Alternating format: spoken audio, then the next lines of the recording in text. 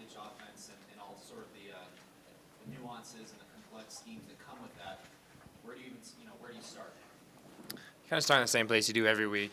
You expect to see their best shot, and you got to watch film based on what they've been doing. And Washington State's known for their air raid, and they like to move things around a bit, try and get you caught off guard. So you really got to start there with figuring out different steps in the different areas of where we think they're going to attack us, and then it all comes down to communication out there for us.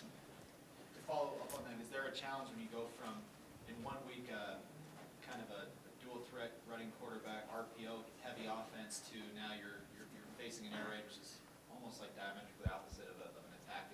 Is there an adjustment there, or? I think you still going to take the same sort of preparation towards each player, and like last week when we had the dual quarterback system, and this week we're kind of seeing the more heavy pocket passer and, like I said, the air raid, but he'll get out and move some, and I think you just got to be ready to expect anything. I think the moment you start counting anyone out for anything, that's when they're going to get you.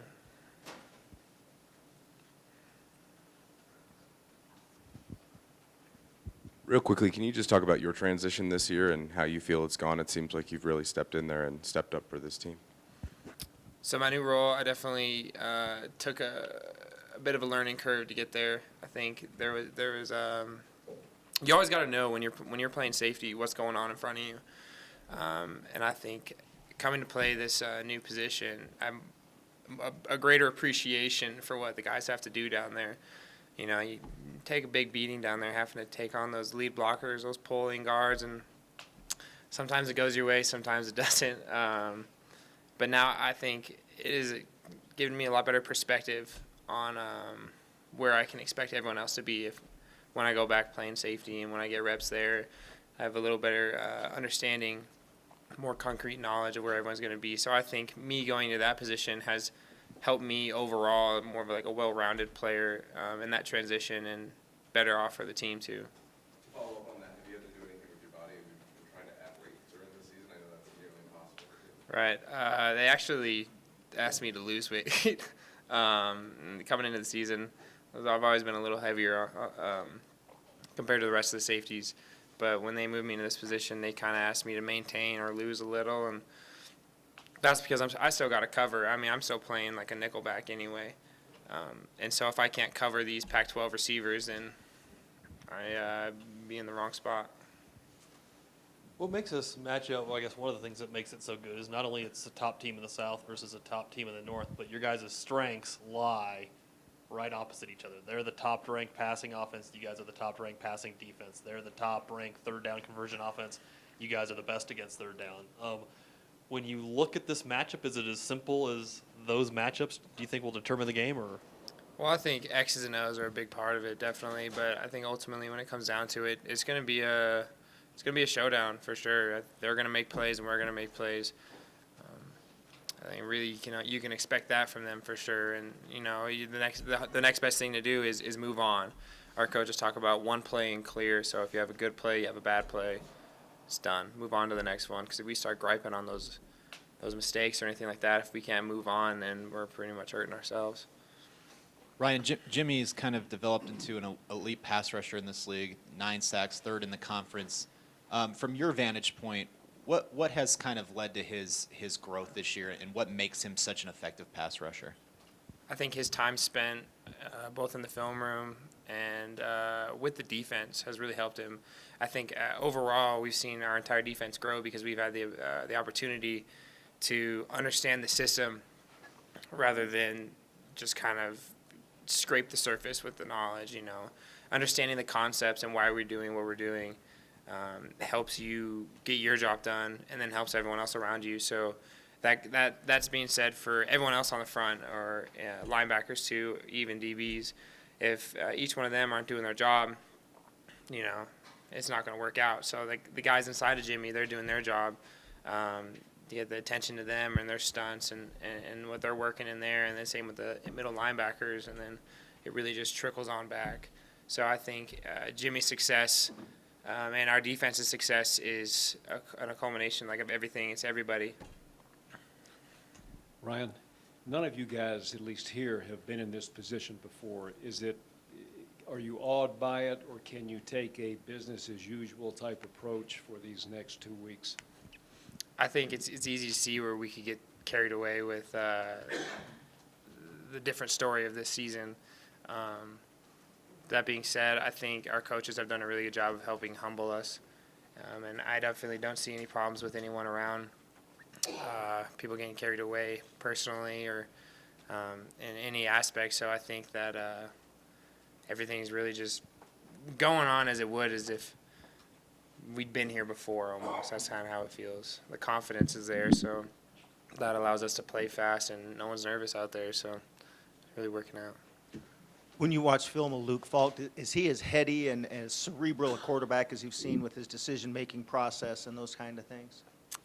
He's a very talented quarterback, and he definitely knows their system. He will know where he's looking first as far as his progression goes, and he definitely can make split-second decisions if something's not there, whether to move out of it or dump the ball off to someone else or checks and whatever he needs to do on their end. To play off your response to BG's question about staying humble and the coaches doing a good job of keeping you there, your head coach also said you guys have been good, real good, and now it's your time to prove whether or not you can be great. Was that a challenge that resonated with you? Yeah, I think that definitely resonated with me, along with the entire defense. I would say the whole team actually. I can feel that practice has been taken up another notch. You can feel it from the coaches too. They say they're always here to push us to do the things that we don't want to do, and that's right. Sometimes when it's the middle of the week, it's Wednesday practice, and the end of the year, maybe you can get caught going through the motions a little bit, and so they'll put you in place to get you back going, light a fire under your rear end, and get something out of you. Ryan, obviously this game is as big a game as any of you that are playing on this team now have been in, with all that is at stake, with the national television audience, with all the hype surrounding the game. Is there an extra feeling of juice in your guys' step this week? Like, do you guys feel that, or is it really business as usual? How would you describe it? I definitely say it's business as usual, but kind of a theme that I've felt with the team too. And this isn't us getting carried away, but a certain swagger. You can feel it and you can see it, and how we're kind of carrying ourselves around, And when you go through a couple seasons or a long period of time where you're just getting worked over by everybody, you can feel it. You can feel like there's a big cloud over you and whatnot, and it feels like definitely that cloud is gone, and everyone they don't want to party, but like they're happy, right? So they want to celebrate. And that being said, we haven't exactly done anything yet. We still have the rest of the season to play, and then postseason too. But I would say that swagger, that jump in our pep in our step is definitely a big thing that's helped kind of keep us going and not letting us settle.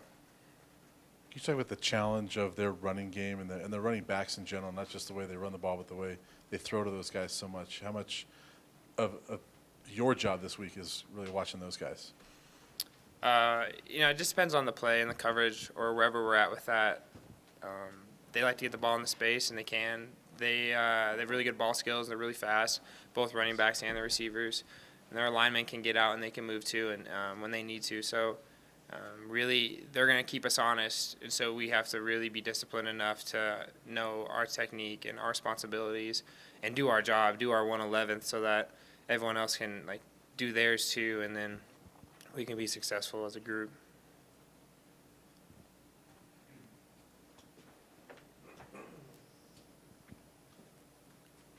When will you start getting that nervous energy or feeling those butterflies in your stomach? Will it happen game day? Will it happen the night before? Do you know? I feel like it's different for a lot of people. Me in particular, I don't really get those anymore. I would say I don't get those because I'm prepared enough and I'm confident enough in my ability. I know we're practicing every week for a test pretty much. You're studying every day, just like you would in school. And when it comes time around for the test, you see that one question on the test or every question, you're just, yeah, I know that. It's easy. It's just like second nature. And so that's kind of how it is out there for us. And so I know I'm prepared. I know the coaches have done a great job getting us there. And Coach Levitt always says, "I'm the only, or you're the only one that's going to get you ready." So I personally feel that if I have those bugs in my stomach or whatnot, then I'm not ready. Any last questions, Ryan?